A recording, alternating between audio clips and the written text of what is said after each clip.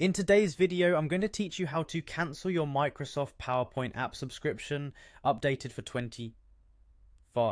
Whether you're looking to cut back on subscriptions or simply do not use the app as much as you anticipated, this guide will provide clear and comprehensive instructions to help you opt out smoothly and efficiently.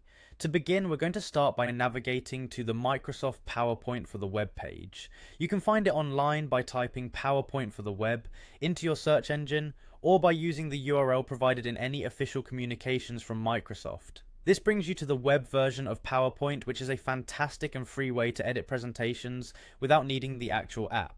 Once on the page, you'll want to click on the Sign In button. This is usually located at the upper right corner of your screen. You'll need to provide your login credentials, which could be your Microsoft account, email, and password. If you have two-factor authentication enabled, be prepared to verify your identity through your chosen method, whether that be a text message, authentication app, or email.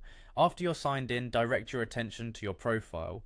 Clicking on your profile is straightforward. It's typically shown as a small circle with your initials or profile picture at the top of the web page. Clicking it should reveal a drop-down menu with various account settings. In this drop-down, look for the option that says Subscriptions. Click on it and you'll be directed to a new page where all your current Microsoft subscriptions are listed. At this stage, a quick scan of the page should reveal all the apps and services you're currently subscribed to. Locate your Microsoft PowerPoint subscription from the list. Once you find it, select it to view more details. On this new page, you'll have the option to cancel the subscription. You might see a button that says either Manage or Cancel, which you'll click to proceed.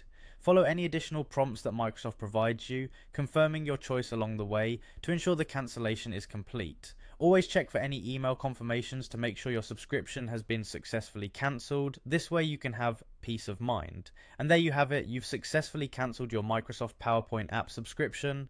By following these steps diligently, you can easily manage your subscriptions and make sure you're only paying for what you truly need. We hope this guide has been helpful. For more tech tutorials and updates, stay tuned to our channel. Thank you so much for watching.